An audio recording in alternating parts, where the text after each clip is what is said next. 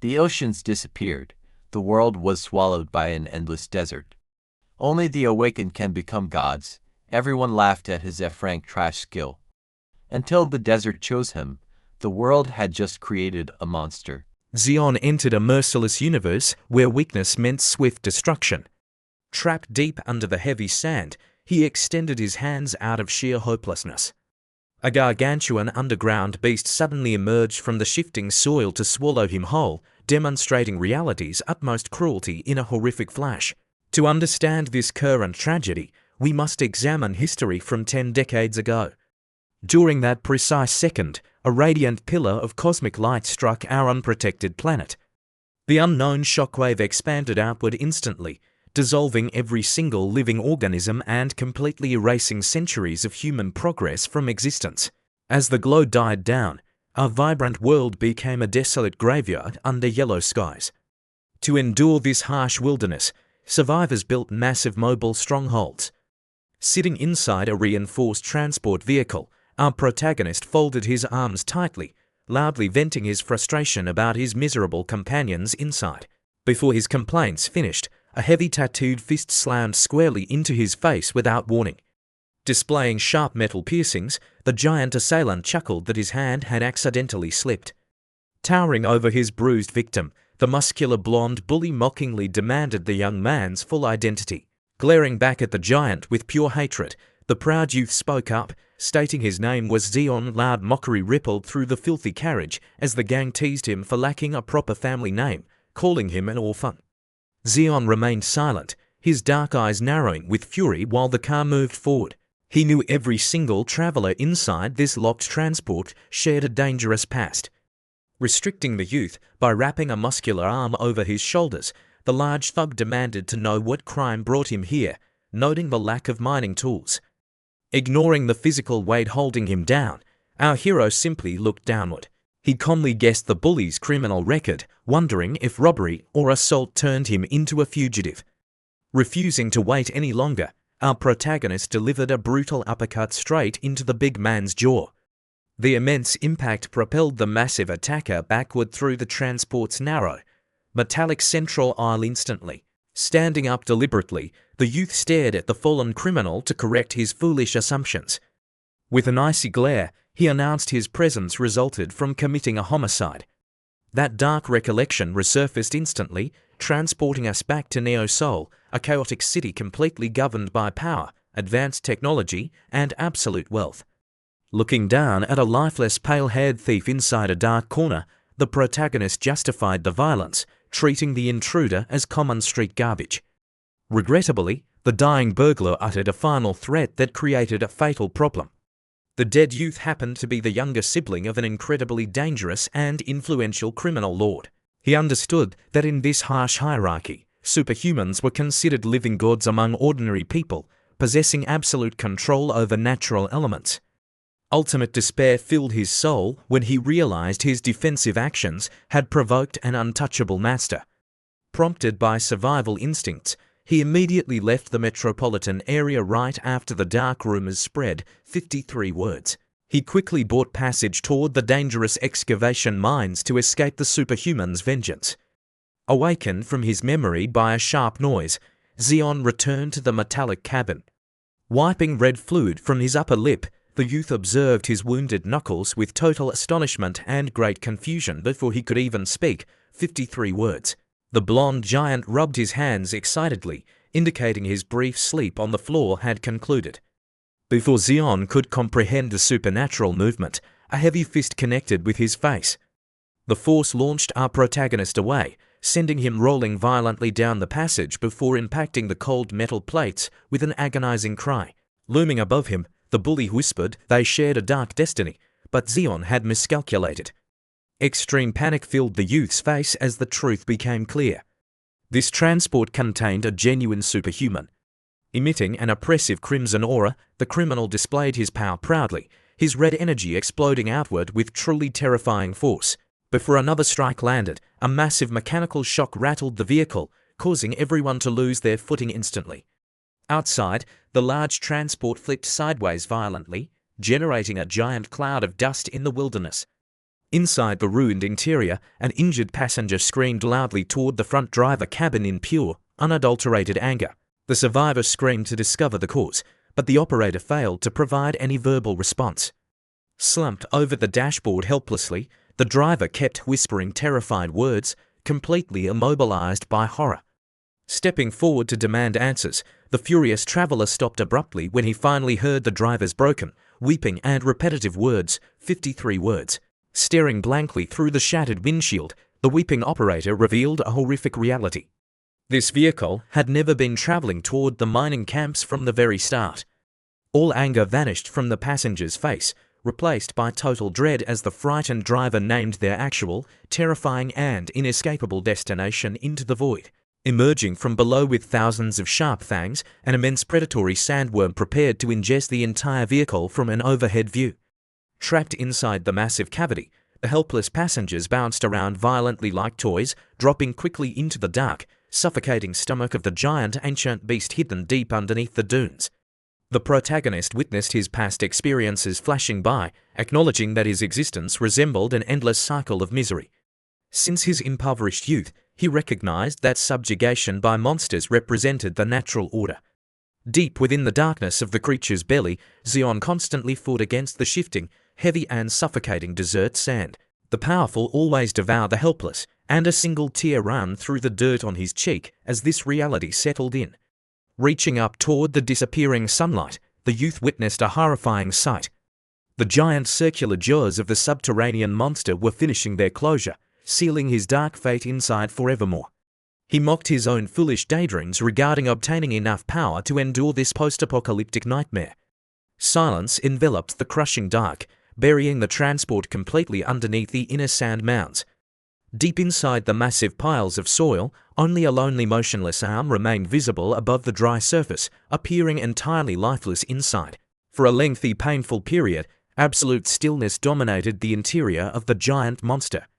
The loose sand surrounding his buried knuckles started to move gently as blood dripped from his fingers. The granular ground shook continuously, trying to pull his physical form deeper, focusing entirely on a close-up of his mangled hand.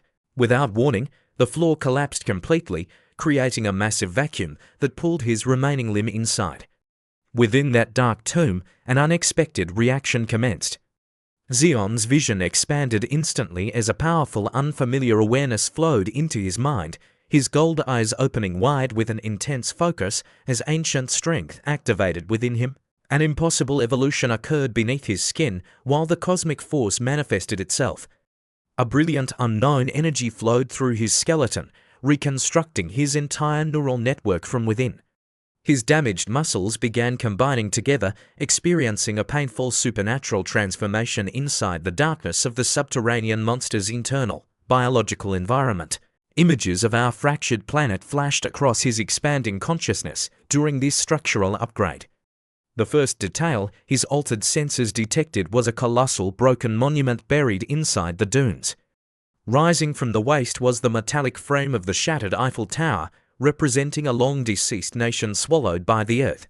At that exact moment, his vision illuminated with a brilliant golden light, fully embracing the miraculous potential hidden within.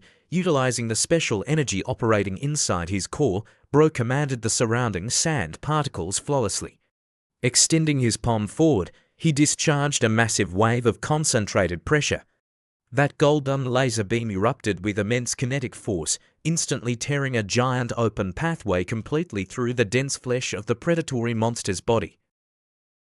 Dark fluid coated the surrounding stones as our protagonist made an unyielding promise to survive. Covered in the creature's remains, Zeon observed his vibrating palms, realizing the cursed state of this barren landscape. Standing upright against the heavy sandstorms, he promised to master this broken world and destroy anything opposing him completely. A sudden rhythmic pulse echoes through Zeon's veins as raw, unadulterated energy crackles violently around his shaking arms. Every cell in his body responds to the ultimate threat, clenching his glowing fist with newborn rage. Right here at 15 seconds, our hero squares up, ready to fight the oncoming monstrous sandworm head-on. The colossal beast rears its grotesque head, dripping foul liquid from its jaws. It lunges downward with a deafening roar, aiming to crush the tiny human beneath its massive weight. Right at the final second, a mysterious trench coat-wearing dude grabs Zeon by the collar, casually calling him an annoying obstacle before tossing him away. The sheer force of that effortless throw sends our boy hurtling backward through a massive cloud of dust, grit, and flying metallic debris. The momentum propels him through the air like a broken ragdoll, forcing a ragged scream from his throat as the desert landscape blurs into a chaotic storm of golden sand. Zeon crashed violently into the rugged dunes, coughing up a mouthful of nasty, dark sludge. Struggling up to his bruised knees at 71 seconds, he just lies there, completely baffled by the newcomer's impossible speed. He stares through the settling dust, watching the battlefield transform into a theater of absolute, cosmic madness. Right at the opening, the grey-coated stranger stands calmly with a massive sword already buried deep into the beast's flesh. He casually kicks the blade deeper to deliver a fatal strike exactly at 90 seconds, causing a sickening splash of dark, viscous monster blood to paint the nearby rocks while complaining about the watery insides. Our protagonist can barely process the overwhelming kinetic power he just witnessed, realizing he is looking at a true high-tier awakened warrior. Out of absolutely nowhere at 117 seconds, a cheerful blue-haired girl pops up right beside him, excitedly introducing this absolute powerhouse as her badass captain, Jane Young Bum. Leaning in way too close, she boasts about her commander's record-breaking speed, leaving our boy utterly bewildered by her silent arrival. But while he marvels at the captain's strength, a sudden, terrifying realization hits Zeon at 130 seconds. His own bandaged arm is turning into a block of freezing cold ice. Unbothered by the carcass, Captain Jang shoots the girl a deadpan glare, sternly calling her Giselle. He orders her to stop playing games, but she just laughs, squeezing her new toy tighter. Right at the conclusion, her playful demeanor instantly shifts, and she abruptly yanks Zeon backward, pinning him hard against the dirt. Treating this life-or-death situation like a cheap television game show, the quirky girl holds up his afflicted limb. She loudly demands an imaginary drum roll from the universe to guess his official rank and special ability, dramatically peeling back his sleeve to reveal his bare skin to the harsh sunlight above. Her playful excitement completely evaporates into pure confusion at 180 seconds. Staring at the trembling, battered survivor, she stammers out a shocking truth to her stern commander. Zeon is screaming in absolute agony over his frozen arm, completely ignoring the fact that he totally lacks a rank insignia. Our face-planted hero listens helplessly as the duo bickers over the sheer absurdity of an unbranded awakened survivor.